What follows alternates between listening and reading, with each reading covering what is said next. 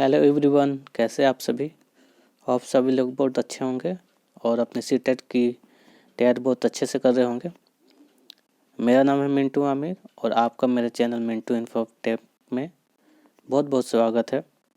आज मैं आपके लिए लेकर आया हूँ दिसंबर 2019 का EVS प्रीवियस ईयर पेपर को, और इसका ही हम आज क्या करेंगे, रिवीजन करेंगे इस वीडियो में। तो लेट्स स्टार्ट। इसका पहला आपका क्वेश्चन है, कोई व्यक्ति 29 नवंबर 2019 को एक एक्सप्रेस ट्रेन से सूरत, गुजरात से नागरकोइल, केरल जाने के लिए बैठा। यह ट्रेन सूरत से 19:45 बजे चली और 1 दिसंबर 2019 को 11:45 बजे नागरकोइल पहुंची। यदि सूरत से नागरकोइल के बीच ट्रेन की मार्ग की दूरी 2120 किलोमीटर है तो इस यात्रा में ट्रेन की औसत चाल क्या थी। ऑप्शन है 132.5 किलोमीटर पर आवर, दूसरा है 60 किलोमीटर पर आवर, तीसरा है 53 किलोमीटर पर आवर, चौथा है 55 kilometre per hour. A person boarded an express train on 29th November 2019 at Surat, Gujarat for Nagarcoil, Kerala. The train departed from the Surat at 19:45 hours and reached Nagarcoil at 11:45 hours on 1st December 2019. If the distance between Surat and Nagarcoil by train route is nearly 2120 km, the average speed of the train during this journey was first 132.5 km per hour, second 60 km per hour, third 53 km per hour and 445 km per hour। तो इसमें क्या इसको कैसे निकालेंगे ये भी मैं बता दे रहा हूँ। सबसे पहले आपको क्या करना होगा, देखना होगा कि देखिए कोई व्यक्ति 29 नवंबर 2019 को कहाँ से चला है, सूरत से चला है नागरकोइल। ठीक है, तो सूरत से कब चला है तो आपको ये देखना है 29 नवंबर को चला है वो 19:45 में। ठीक है, और पहुंचा कब है आपका 1 दिसंबर को पहुंचा है। अब नवंबर जोड़िएगा तो नवंबर आपका कितने महीने का होता है, 30 दिन का होता है। ठीक है, तो 29 को तो चला, फिर 30 को पूरा दिन आपका ठहरा और फिर 1 को पहुंचा आपको 11:45 में। तो सबसे पहले आपको ड्यूरेशन निकालेंगे कि ड्यूरेशन कितना है। तो एक तो आपका पूरा 30 दिन तो पूरा है, यानी कि 24 घंटा है। ठीक है, यहाँ मैं लिखता हूँ 24 घंटा तो एक पूरा हो गया, 30 दिन जो चला है। 29 दिन कितना देर चला है तो 29:45 से चला है और 12 बजे रात तक जैसे होता है टाइम बदल जाता है। तो अगर 29:45 का मतलब आपका क्या हो गया, अगर 12 से 18 1 19 यानी 7:45 में आपका शाम से चला है। 7:45 से अगर 12 करेंगे तो 15 मिनट 8 आपका हो जाएगा 4 घंटा 15 मिनट। ठीक है, ये चला है 4 घंटा 15 मिनट आपका किस दिन चला है, 29 तारीख को चला है। ठीक है, अब 1 तारीख को 11:55 में क्या हुआ है, पहुंच गया है। इन तीनों को हम लोग क्या करेंगे, जोड़ लेंगे। आपका था 24 घंटा प्लस आपका था 11 घंटा 45 मिनट और 4 घंटा 15 मिनट। इन तीनों को जोड़ेंगे तो 60 और यहाँ आएगा आपका 4 4 8 1 9 और 2 1 3। अब यानी 39 घंटा और 60 मिनट आ रहे हैं। 60 मिनट का मतलब 1 घंटा होता है, तो 39 एक क्या हो जाएगा, 40 आवर्स आपका टोटल हो गया। अब 40 आवर आपका टोटल हो गया तो आपको निकालना क्या है, आपको निकालना है औसत चाल क्या थी और दूरी कितनी है। आपको दूरी दिया गया है 2120 किलोमीटर। ठीक है, आपको दूरी कितना है 2000। आपका समय मिल गया, समय आपका लगा है 40 घंटा। ठीक है, और दूरी कितनी है आपका 21-20 किलोमीटर, ये है आपके। तो आपको निकालना क्या है, आपको निकालना है चाल। क्या निकालना है आपको, चाल यानी औसत। तो औसत का आपका फॉर्मूला होता है दूरी बटा में समय। तो दूरी कितना है आपके 21-20 है और आपका समय कितना है 40 है। अब इसको कटा दीजिए, 0 से 0 कट गया और इसको कटाएंगे 4 16 4 5 20, ठीक है। और 4 चलिए इसका सही आंसर आपका तीसरा ही होगा, ठीक है। इसका सही आंसर क्या होगा, 53 is the right answer of it, okay, not 45। 53 is the right answer of this. चलिए नेक्स्ट आंसर है, निम्नलिखित में से कौन अंतर्राष्ट्रीय ख्याति प्राप्त वेट लिफ्टर है। तो इसका सही जवाब है आपका Karnam Malleswari is the right answer, ठीक है। Karnam Malleswari is the right answer. अब इसके बाद नेक्स्ट क्वेश्चन देखते हैं। नेक्स्ट आपका क्वेश्चन है, नीचे दिया गया कौन सा एक समूह जड़ों का है। पहला है चुकंदर आलू अदरक, दूसरा है गाजर हल्दी अदरक, तीसरा है शकरकंदी मूली हल्दी, चौथा है गाजर चुकंदर मूली। फिर है which one of the following is a group of root. First beet root potato ginger, second carrot turmeric ginger, second sweet tomato radish turmeric, four carrot beetroot और रेडिश। तो इसका आपका सही जवाब होगा कि जड़ों का कौन सा समूह है। तो इसका सही जवाब आपका होगा गाजर चुकंदर और मूली इज द राइट आंसर। इसके बाद आते हैं नेक्स्ट क्वेश्चन, रेगिस्तानी ओक नाम का एक पेड़ है जो पाया जाता है। ऑप्शन है अबू धाबी ऑस्ट्रेलिया, राजस्थान के रेगिस्तान में, या फिर संयुक्त अरब अमीरात के रेगिस्तान में। Desert oak is a tree which is found in Abu Dhabi, Australia, desert of Rajasthan, the desert of UAE। तो इसका सही जवाब आपका होगा दूसरा, ऑस्ट्रेलिया में पाए जाते हैं आपका रेगिस्तानी ओक, ठीक है। तो रेगिस्तानी ओक में क्या होता है, वो एक रेगिस्तान में होने वाला पेड़ है जो कि पूरे उसकी जड़ जो है वो पानी तक जाती है, बहुत लंबी होती है और वो तब तक उसकी जड़ ज़मीन में जाती है तब तक उसके पानी ना मिल जाए। और वहाँ के जो ऑस्ट्रेलिया के लोग हैं वहाँ के, वो क्या करते हैं, जब पानी गर्मी के दिनों में जब पानी सूख जाती है तो वो ये इसके पेड़ का जो पानी होता है वो तना में इकट्ठा हो जाता है और लोग इसमें पाइप डालकर पानी को इकट्ठा करके पीते भी हैं, ठीक है।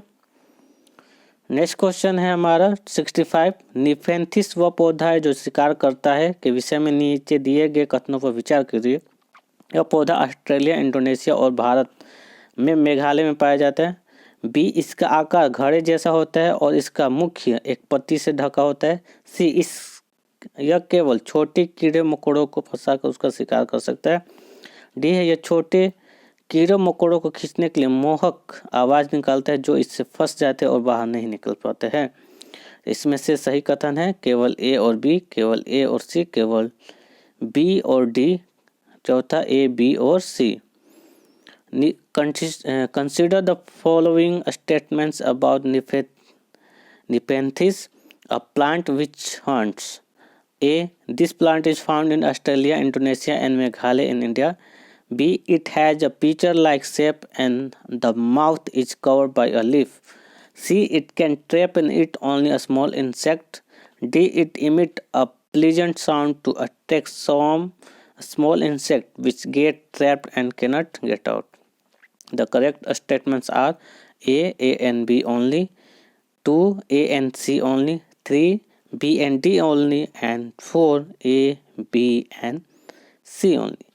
तो इसका आपका सही जवाब होगा, देखिए निफेंथिस के बारे में कौन सी विचार सही है। तो पहला आपका सही है, यह पौधा ऑस्ट्रेलिया इंडोनेशिया और भारत में मेघालय में पाया जाता है। दूसरा स्टेटमेंट भी इसका सही है, इसका आकार घड़े जैसा होता है और इसका मुंह एक पत्ती से ढका होता है, ठीक है। अब इसके बाद है यह केवल छोटे कीड़े मकोड़ों को खाता है। ये आपका लाइन क्या है? गलत है। ये सिर्फ छोटे कीड़े मकोड़ों को नहीं खाता है। और इसके बाद यह छोटे कीड़े मकोड़ों को खींचने के लिए मोहक आवाज़ निकालते हैं। नहीं, ये भी गलत है। मोहक आवाज़ नहीं निकालता बल्कि सुगंध निकलता है, एक महक निकलती है जिससे कीड़े मकोड़े इसकी ओर आकर्षित होते हैं। तो ए और बी आपका सही है। तो इसमें का आंसर कौन सा सही होगा? केवल ए और बी, यानी कि right answer is 1। Right answer is 1। चलिए नेक्स्ट क्वेश्चन पे चलते हैं। नेक्स्ट क्वेश्चन है हमारा 66। भारत की आज़ादी से पहले महात्मा गांधी ने जिस दांडी से समुद्र तक अपनी प्रसिद्ध यात्रा की थी वह भारत के नीचे किस दिए गए राज्य में स्थित है? पहला है आंध्र प्रदेश, दूसरा कर्नाटक, तीसरा है महाराष्ट्र, चौथा है Gujarat. In which of the following states of India in Dandi seashore located where Mahatma Gandhi did his famous march before independence? First Andhra Pradesh, second Karnataka, Maharashtra, fourth Gujarat. The right answer is Gujarat. Dandi आपका कहा है? गुजरात में। चलिए बढ़ते हैं next question की ओर। उच्च ज्वर तेज बुखार के साथ कंपी जिसका उपचार सिंकोना पेड़ की छाल से किया जा सकता है वह है फर्स्ट मियादी बुखार, second malaria, third chikungunya, fourth dengue. High fever with sewer which can treated with the bark of cinchona tree is a typhoid या second malaria, third chikungunya and fourth dengue. तो इसका सही जवाब है आपका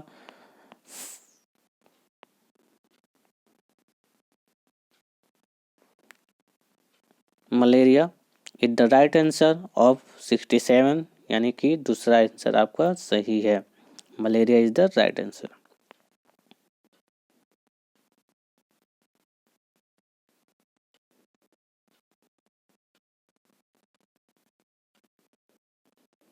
चलिए नेक्स्ट चलते हैं अगले क्वेश्चन पर। किसी डॉक्टर का घर एक्स पर स्थित है तथा इसका अस्पताल वाई पर स्थित है। डॉक्टर के घर से अस्पताल जाने के लिए कोई सीधी सड़क नहीं है, अतः डॉक्टर पहले ए पर जाते हैं जो एक्स से ठीक पूर्व में 600 मीटर की दूरी पे, फिर बी पर जाते हैं जो ए से ठीक दक्षिण में 450 मीटर की दूरी पर, फिर सी पर जाते हैं जो बी से ठीक पश्चिम में 120 मीटर की दूरी पर, और अंत में वो वाई पर अपने अस्पताल पहुंचते हैं जो सी से ठीक उत्तर में 90 मीटर की दूरी पे है। अस्पताल के सापेक्ष डॉक्टर के घर की दिशा क्या है? पहला ऑप्शन है उत्तर पूर्व, दूसरा है उत्तर पश्चिम, तीसरा है दक्षिण पूर्व, चौथा है दक्षिण पश्चिम। तो right answer is 68 is two उत्तर पश्चिम। तो उत्तर पश्चिम आपका कैसे इसका राइट आंसर होगा? चलिए देखते हैं। देखिए हमारा दिशा जो हम देखते हैं वो कैसे देखते हैं, हमारा जो इंडिया का जो भाग है, हमारे इंडिया के ऊपरी भाग को हम लोग बोलते हैं आपका वेस्ट, और नीचे साइड को साउथ, और इस साइड को ईस्ट, और इस साइड को बोलते हैं वेस्ट। ठीक है, इसी तरह हम क्या करते हैं ईस्ट वेस्ट, सॉरी ऊपर वाले को क्या बोलते हैं? नॉर्थ बोलते हैं। ठीक है, ये आपका है ईस्ट, ये है वेस्ट, ये है नॉर्थ, और ये है साउथ। ठीक है, इसी तरह हम देखते हैं। अब चलिए क्वेश्चन में कह रहा है कि डॉक्टर के घर के अस्पताल जाने के लिए कोई सीधी सड़क नहीं है। डॉक्टर कहाँ पर है? डॉक्टर का घर है एक्स पर, और अस्पताल कहाँ पर है? वाई पर स्थित है। डॉक्टर के घर से अस्पताल जाने के लिए कोई सीधी सड़क नहीं है, इसलिए डॉक्टर पहले मान लीजिए कि डॉक्टर कहाँ है? घर पर है। घर कहाँ है इनका? एक्स पर है। ठीक है, एक्स उनका घर हो गया मान लीजिए।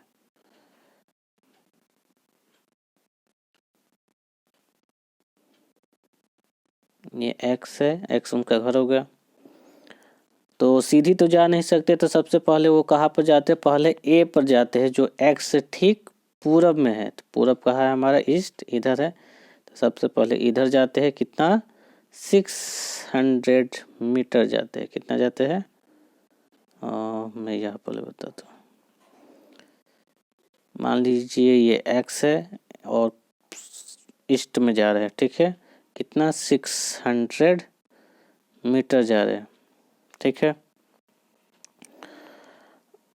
और फिर उसके बाद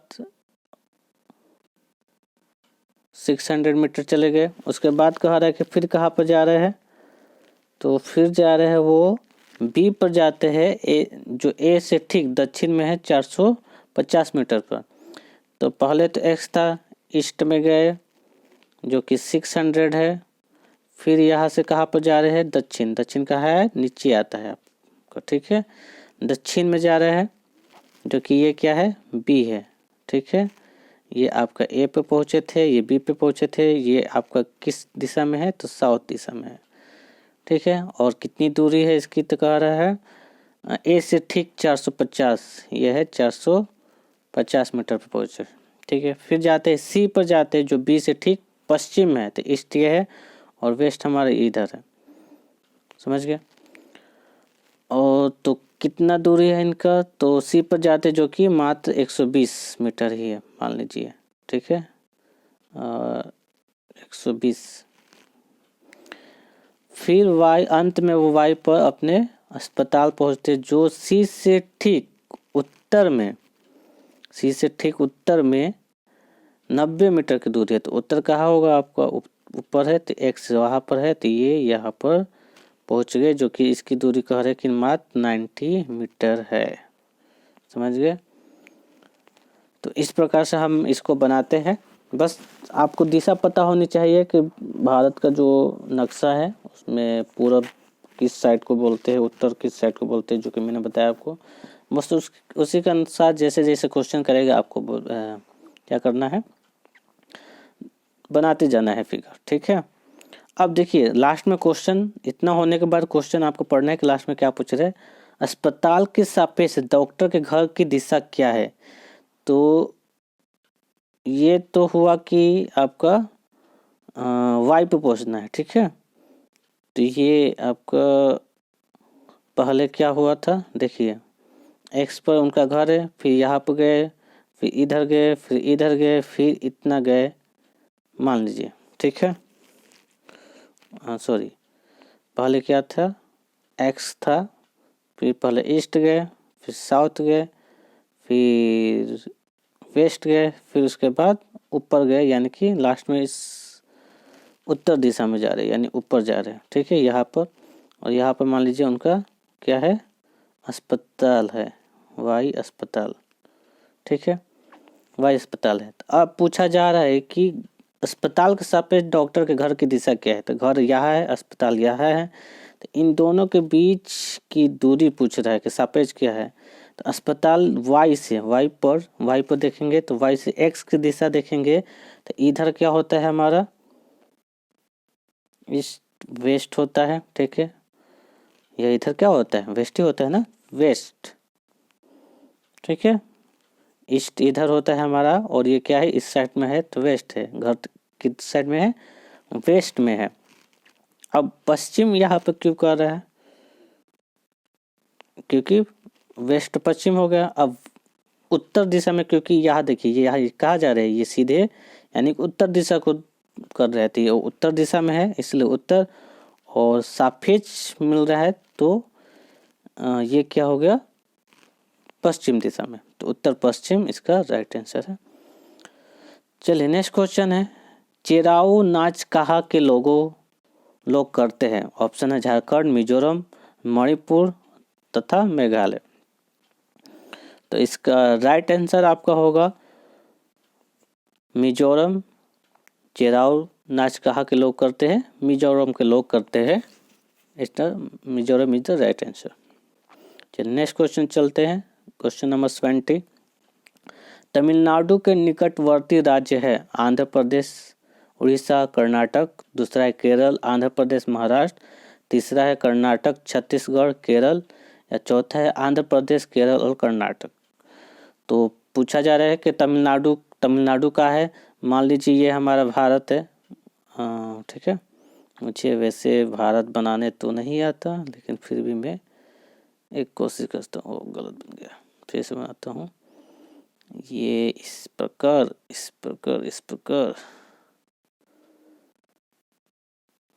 चलिए मान लेते हैं, ठीक है, इस प्रकार से है।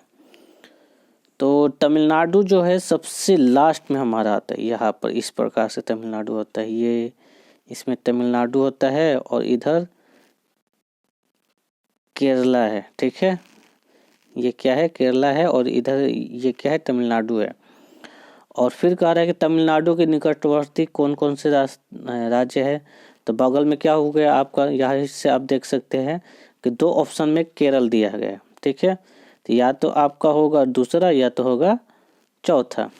फिर भी देखेंगे हम, तो देखिए दूसरा ऑप्शन में दिख रहा है कि आंध्र प्रदेश। आंध्र प्रदेश आपका यहाँ पर है, ठीक है, ये तो सही दिया है मान लीजिए।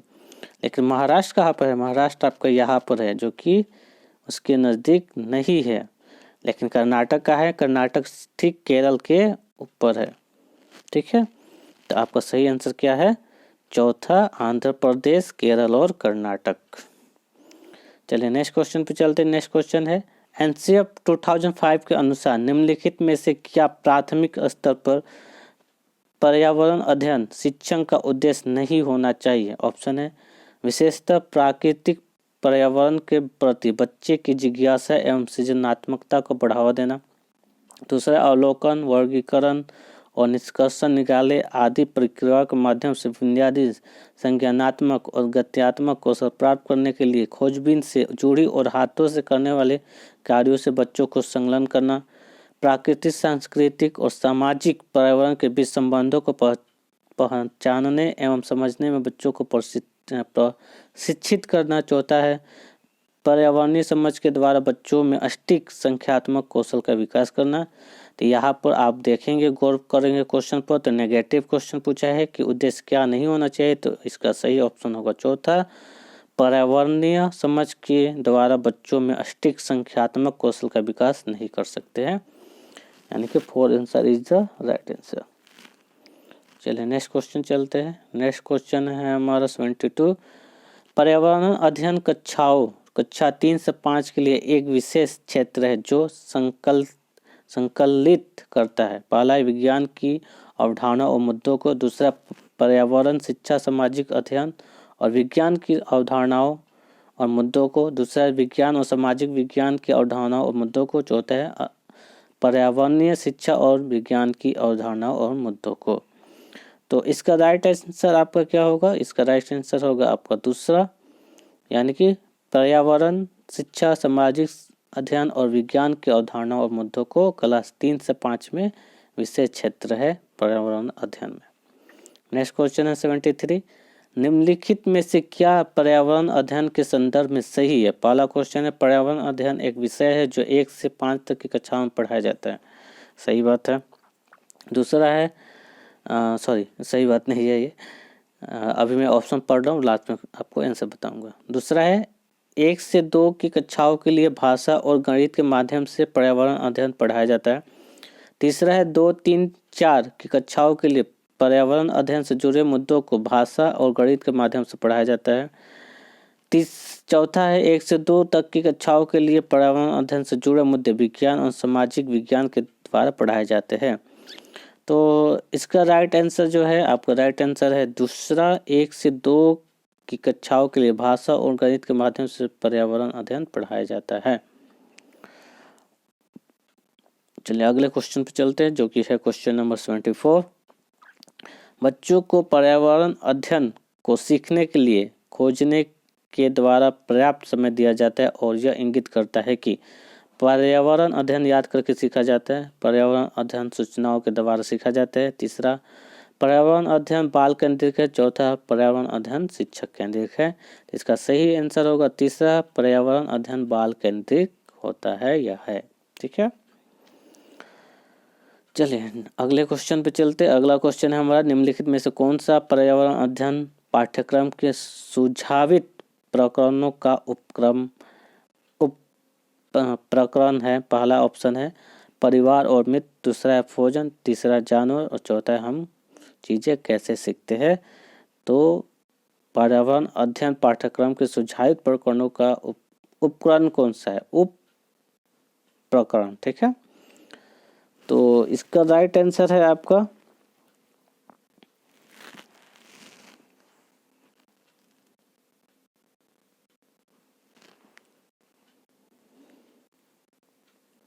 राइट आंसर इज 3 जानवर। बाकी सब क्या है, मेन पार्ट होते हैं, ठीक है। और जो आपका जानवर है वो उप प्रकरण है, ठीक है। नेक्स्ट क्वेश्चन है 76, निम्नलिखित में से क्या पर्यावरण अध्ययन के शिक्षण के लिए वांछनीय गतिविधि है? पहला ऑप्शन है विभिन्न कक्षाओं के बहुसांस्कृतिक क्षेत्रों को संबोधित करना। दूसरा है पर्यावरण अध्ययन की अवधारणाओं में संबंधित महत्वपूर्ण सूचनाओं को बच्चों को देने के लिए प्रेरित करना। तीसरा है पर्यावरण अध्ययन के 6 प्रकरणों का रेखीय आयोजन करना। चौथा है केवल पाठ्य पुस्तक पर आधारित रहना। Which of the following is a desirable practice for an EVS teacher? Option 1, addressing multicultural dimension of diverse classroom. Option 2, encouraging children to provide important information related to concept of EVS. Option 3, linear arrangement of 6 themes of EVS. 4, relying only in textbooks. तो शिक्षक के लिए वांछनीय गतिविधि कौन सा हो सकता है? तो पर्यावरण अध्ययन की अवधारणाओं में संबंधित महत्वपूर्ण सूचनाओं को बच्चों को देने के लिए प्रेरित करना, यानी कि right answer is option number 2।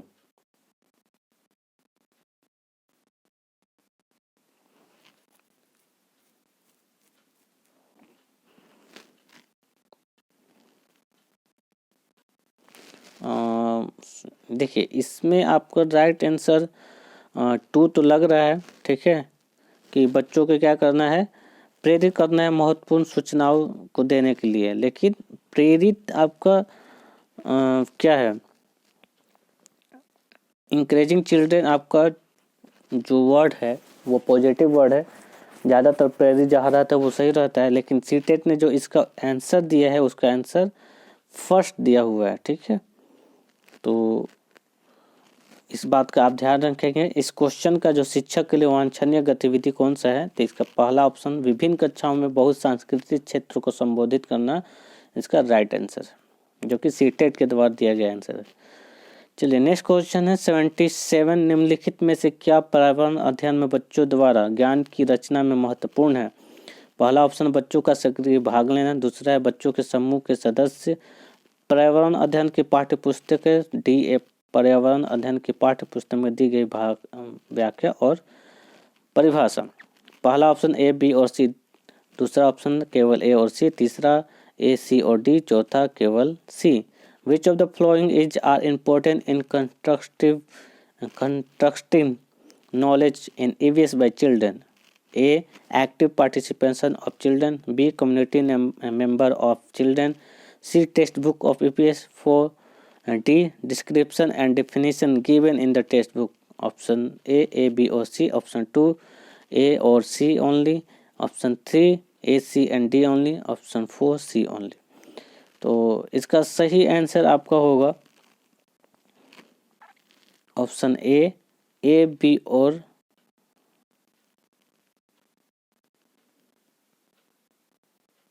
सी। इसका सही आंसर होगा ए, बी और सी तीनों, यानी कि पहला जो ऑप्शन है ये सही है। बच्चों का सक्रिय भाग लेना, बच्चों के समूह के समुदाय के सदस्य होना और पर्यावरण अध्ययन के पाठ्य पुस्तकें, ये सारे जो ऑप्शन हैं वो ज्ञान की रचना में महत्वपूर्ण भूमिका रखते हैं, जबकि व्याख्या करना या फिर परिभाषा देना पर्यावरण अध्ययन में महत्वपूर्ण नहीं रखता है, ठीक है। अगला क्वेश्चन है हमारा 78, बच्चों को पर्यावरण अध्ययन सीखने में प्रभावशाली तरीके से जोड़ा जा सकता है। पहला वृत्तांत, दूसरा है कहानी, तीसरा शिक्षक के द्वारा अवधारणाओं की प्रभावशाली व्याख्या। डी है शिक्षक के द्वारा अवधारणाओं का प्रभावशाली प्रदर्शन एवं व्याख्या। तो इसका सही आंसर क्या होगा? ऑप्शन है पहला ए, सी, डी। दूसरा है केवल ए और बी। तीसरा है सी और डी। और चौथा ए, बी और सी।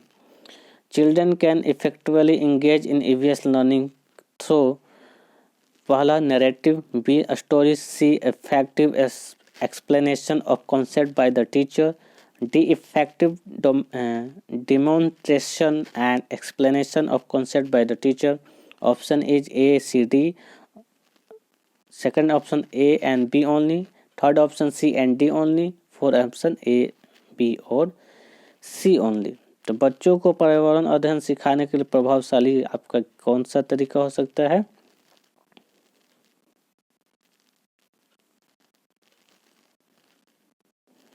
तो द राइट आंसर इज केवल ए एंड बी।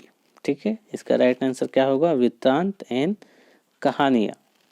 ठीक है, प्रभावशाली पर्यावरण अध्ययन में सीखने के लिए प्रभावशाली तरीके से जोड़ना है तो वृत्तांत और कहानियाँ जो है आपका राइट आंसर होगा। चलिए अगले क्वेश्चन पे चलते हैं, जो कि है 79। पर्यावरण अध्ययन के शिक्षक के द्वारा बच्चों को जानवरों का अवलोकन और उसका चित्र बनाने को प्रेरित करने का उद्देश्य है। ए, बच्चों में सृजनात्मकता का विकास करना। बी, बच्चों में अवलोकन और रचना कौशल का विकास करना। सी, बच्चों में सौंदर्य संवेदना का विकास करना। तो ऑप्शन है केवल ए, 2 है केवल ए और सी, 3 है केवल बी और 4 है ए, बी और सी। Objective of EVS teacher who encourages his or her children to observe animals and make pictures on their own is A, develop creativity of children.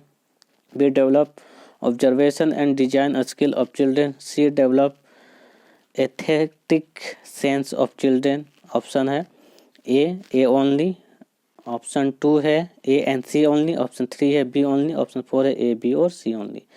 तो इसका आपका सही जवाब होगा कि बच्चों में क्या क्या होना चाहिए, यानी कि पर्यावरण अध्ययन में शिक्षकों के द्वारा बच्चों को जानवरों का अवलोकन उसका चित्र बनाने को प्रेरित किया जाता है। तो इससे क्या होगा? बच्चों में सृजनात्मकता का विकास तो होगा ही। इसके अलावा बच्चों में अवलोकन भी बच्चे कर पाएंगे। ठीक है,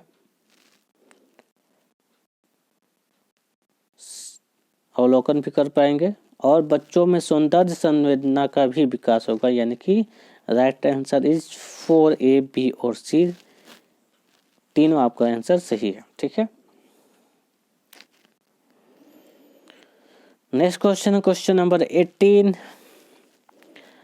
पर्यावरण अध्ययन में शिल्पकला और चित्रकला को समूह में करके सीखने पर बल दिया जाता है, क्योंकि कक्षा की अनुशासनहीनता को रोकने के लिए समूह में सीखना शिक्षकों के लिए एक आसान और बहु प्रभावशाली युक्ति है। बी, समूह में सीखना सहपाठी द्वारा सीखने को प्रोत्साहित करता है। सी, समूह में सीखना कक्षा में सामाजिक अंतःक्रिया को बेहतर करता है। डी, समूह में सीखना पर्यावरण अध्ययन के पाठ्यक्रम को समय पर पूरा करने में सहायता करता है। तो ऑप्शन है केवल ए और डी, ऑप्शन 2 है केवल बी और डी, ऑप्शन 3 है केवल बी और सी, ऑप्शन 4 है केवल सी और D. In EVS learning of craft and art while working in group is encouraged because A, group learning is easier and very effective strategy for teachers to tackle and problem of indiscipline of class. B, group learning promote peer learning. C, group learning improves social interaction. D, group learning help in completing the syllabus of EVS in time. Option A, option 1 A and D only, option 2 B and D only, option 3 B और C only, option 4 C and D only। तो इसका right answer होगा कि अनुशासनहीनता को रोकने के लिए आप कभी भी ग्रुप वर्किंग को प्रोत्साहित नहीं करते हैं। ठीक है, या फिर शिल्प करना या फिर चित्र करना बनाकर मतलब समूह में बनाओ, ये नहीं आप कभी कह सकते, ये गलत है। फिर कह रहा समूह में सीखना पर्यावरण अध्ययन को पाठ्यक्रम को समय पर पूरा करने के लिए सहायता करता है, ये भी आपका गलत है। तो अब बचता है बी और सी, समूह में सीखना सहपाठी द्वारा सीखने को प्रोत्साहित करता है, ये सही है। समूह में सीखना कक्षा में सामाजिक अंतःक्रिया को बेहतर करता है, ये भी आपको सही है, यानी कि बी और सी राइट आंसर है। ऑप्शन नंबर 3 केवल बी और सी इज राइट आंसर। चलिए नेक्स्ट क्वेश्चन पर बढ़ते हैं। नेक्स्ट क्वेश्चन है हमारा क्वेश्चन नंबर 81। निम्नलिखित में से क्या पर्यावरण अध्ययन को सीखने का सबसे प्रभावशाली संसाधन है? ए, परिवार के सदस्य, बी, समुदाय के सदस्य, सी, समाचार पत्र, डी, कक्षा। ऑप्शन है केवल डी, पहला ऑप्शन है केवल डी, दूसरा ऑप्शन है केवल सी और डी, तीसरा ऑप्शन है ए, बी और सी, चौथा ऑप्शन केवल ए और B. Which of the following is are the most effective resource for EVS learning? A family members, B members of the community, C newspapers, D classroom. First D only, two C and D only, three A, B and C and four is A and B only. तो पर्यावरण अध्ययन को सीखने का सबसे प्रभावशाली साधन क्या है? तो परिवार के सदस्य भी होते हैं, ठीक है। समाचार पत्र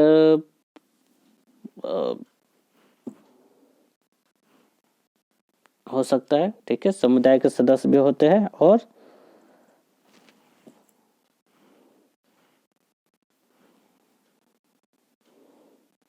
ये भी है, ठीक है। यानी कि ए, बी और सी परिवार के सदस्य, समुदाय के सदस्य और समाचार पत्र पर्यावरण अध्ययन को सीखने का सबसे प्रभावशाली संसाधन है, ठीक है। ये संसाधन पूछा है, ठीक है। तो क्लासरूम आपका कभी संसाधन नहीं होता है। संसाधन मतलब जिसके द्वारा आप चीज़ों को सीखते हैं। तो हम तो कक्षा में सीखते हैं, यानी क्लास में सीखते हैं, लेकिन क्या है, कक्षा में जो भी हम सीखेंगे मतलब किस तरीके से सीख रहे हैं, अखबार से सीख रहे हैं, बुक से सीख रहे हैं, किसी डिवाइस से सीख रहे हैं, वो यहाँ पर पूछा जा रहा है। तो परिवार के सदस्य, समुदाय के सदस्य या समाचार पत्र। तो राइट आंसर ही option number 3 is the right answer, A, B और सी। ओके, चलिए बढ़ते हैं अगले क्वेश्चन की ओर। अगला क्वेश्चन है हमारा, निम्नलिखित सीखने के कौन से सिद्धांत का पर्यावरण अध्ययन में अनुसरण होता है? ऑप्शन 1 वैश्विक से स्थानीय, ऑप्शन 2 अमूर्त से मूर्त, तीसरा है अज्ञात से ज्ञात और चौथा है ज्ञात से अज्ञात। Which of the following principle of learning is followed in EVS? 1 global to local, B abstract to concrete, तीसरा है अननोन टू नोन और चौथा है नोन टू अननोन। तो right answer of 82 is 4 known to unknown, यानी कि ज्ञात से अज्ञात आपका सही आंसर है। चलिए अगला बढ़ते हैं। नेक्स्ट क्वेश्चन है हमारा 83, निम्नलिखित में से कौन सा पर्यावरण अध्ययन में सीखने का रचनात्मक आकलन का साधन नहीं है? पहला है पोर्टफोलियो, दूसरा है क्रम निर्धारित मापनी, तीसरा है वर्णन अभिलेख, चौथा है वार्षिक उपलब्धि परीक्षण। Which of the following is not a tool for formative assessment of learning in EVS? पहला portfolio, second rating scale, third anecdotal record and 4 annual achievement test. तो आपको कहा है फॉर्मेटिव असेसमेंट यानी रचनात्मक आकलन का साधन कौन सा नहीं है? तो फॉर्मेटिव असेसमेंट तो होता ही है, क्रम निर्धारण भी हो सकते हैं, वर्णन अभिलेख भी हो सकता है, वार्षिक उपलब्धि परीक्षण यानी कि एनुअल अचीवमेंट टेस्ट आपका नहीं होता है। तो राइट, तो ये नेगेटिव आपको पूछा है कि आकलन कौन सा साधन नहीं है। तो राइट आंसर है फौज एनुअल अचीवमेंट टेस्ट, वार्षिक उपलब्धि परीक्षण। नेक्स्ट क्वेश्चन है 84, निम्नलिखित में से किसको पर्यावरण अध्ययन में बच्चों के आकलन से दूर करना चाहिए? पहला ऑप्शन है बच्चों को उत्तरों को सही या गलत में आंकना, दूसरा है कक्षा 5 के EVS पाठ्य पुस्तक में प्रत्येक पाठ के अंत में दिया गया आज हमने क्या सीखा पर चर्चा करना, तीसरा है आकलन के संकेतकों का उपयोग, चौथा है बच्चों के सीखने के गुणात्मक आकलन। तो देखिए यहाँ पर कहा है कि कौन से आकलन को दूर करना है, ठीक है। तो बच्चों को उत्तरों को सही या गलत में आंकना है, इसको हमको क्या करना चाहिए? दूर करना चाहिए। Which of the following should be avoided while assessing children in EVS? तो answer is judging an answer given by children in term of right और wrong is the right answer of 84। Next question है 85, एक कक्षा 5 की शिक्षिका एक क्रियाकलाप का संचालन करती है जिसमें वह कक्षा के बच्चों से फर्श पर चीनी के कुछ दाने डालने को कहती है और उनको चींटियों के आने का इंतजार करने को कहती है। बच्चों के इस क्रियाकलाप के अर्थपूर्ण सीखने को मिल सकता है यदि शिक्षक बच्चों को क्रियाकलाप का अवलोकन करने को प्रेरित करती है, दूसरा बच्चों को अपने अनुभव साझा करने को प्रेरित करती है, तीसरा बच्चों को क्रियाकलाप को अवलोकन, अनुभव साझा और उस पर चर्चा करने को प्रेरित करती है, चौथा है बच्चों को क्रियाकलाप से संबंधित प्रश्नों को घर से करने को प्रेरित करती है। A teacher of class 5 conduct an activity in which she asks her student to drop some sugar on the ground and asks them to wait until the ants come there. Children can be given meaningful learning from this activity if teacher encourage his or her children to observe the activity. Option 2, encourage his her children to share their experiences.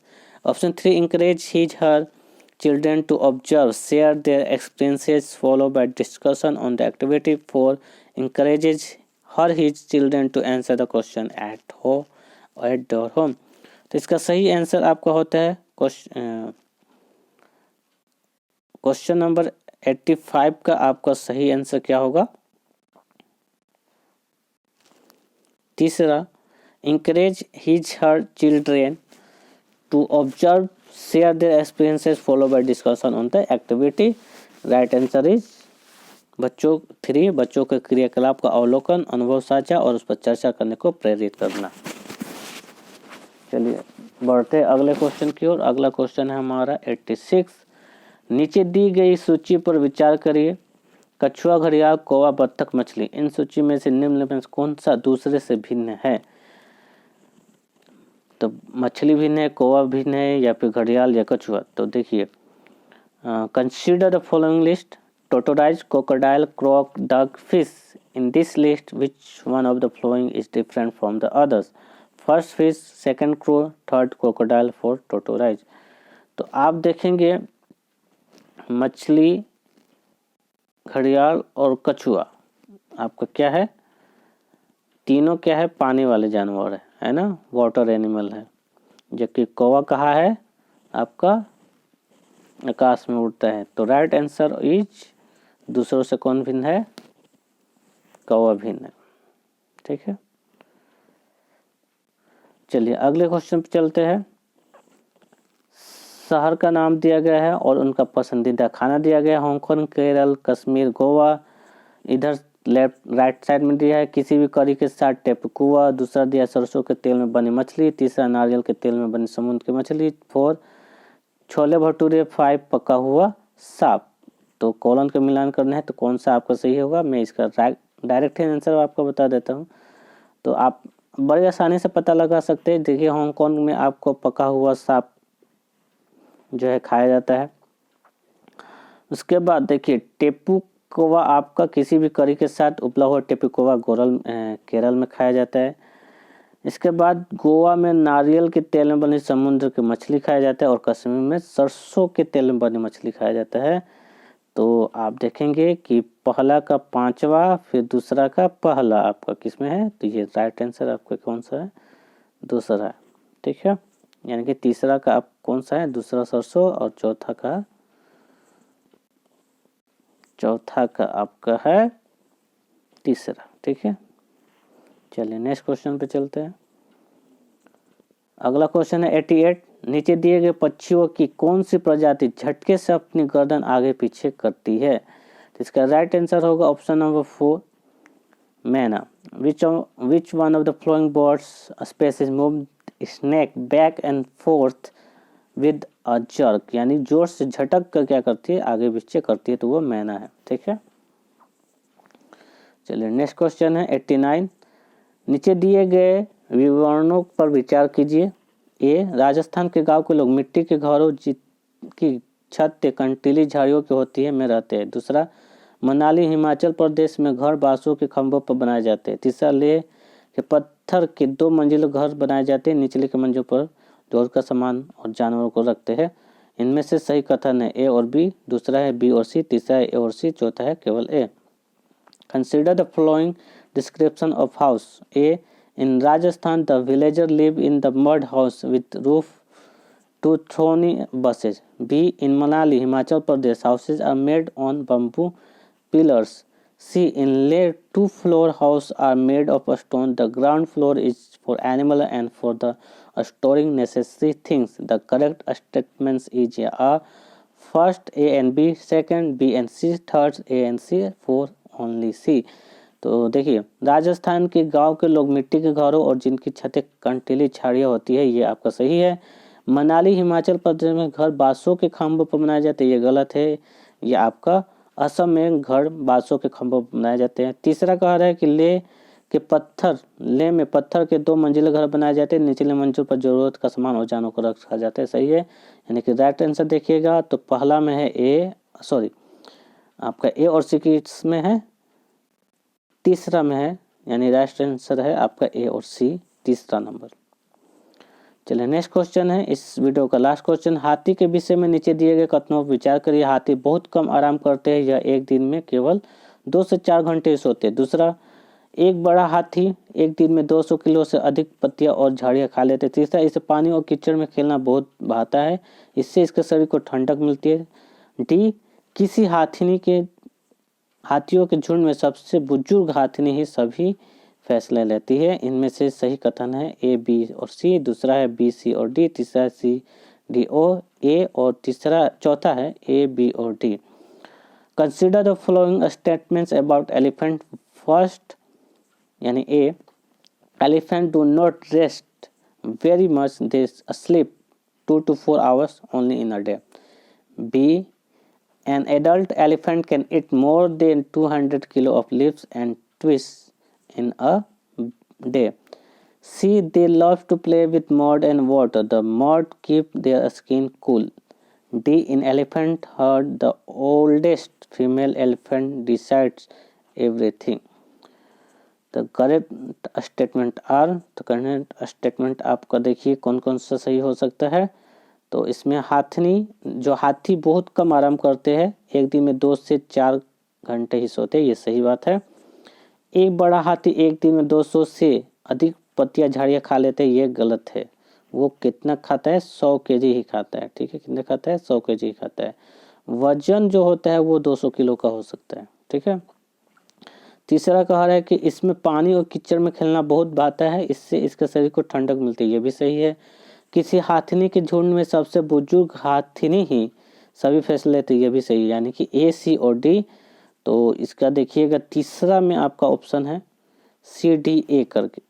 यहाँ पर देखिए option जो है हमारा ए, B, सी है, लेकिन ये sequence में ना देखा, बाकी में देखिएगा तो सीक्वेंस में ए, बी, सी, डी, ए, बी, डी, लेकिन जो सही आंसर उसको क्या कर दिया, पहले सी दिया है, फिर डी दिया है, फिर ए कर दिया था। इसमें भी आपको ऑप्शन में ध्यान देखना होगा, बहुत बच्चे क्या हो जाते हैं, कंफ्यूज हो जाते हैं। तो ये आपके इस वीडियो का लास्ट क्वेश्चन था, और इस वीडियो में बस इतना ही। मिलते हैं नेक्स्ट वीडियो में और भी प्रीवियस ईयर क्वेश्चन पेपर के साथ प्रैक्टिस के लिए, जो आपका सीटेट का एग्जामिनेशन है 31 अगस्त को, उसमें बहुत आपको हेल्पफुल रहेगा। अगर आप अभी भी नोट्स लेना चाहते हैं, नोट्स के लिए आप मेरे नंबर 88779760 या 17 पर क्या कर सकते हैं, मैसेज कर सकते हैं या व्हाट्सएप भी कर सकते हैं, जो कि आपकी सीटेट को क्रैक करने में बहुत हेल्पफुल होगी। तो इस वीडियो में बस इतना ही। मिलते हैं नेक्स्ट वीडियो में। सत श्री अकाल, जय हिंद, आदाब, वंदे मातरम।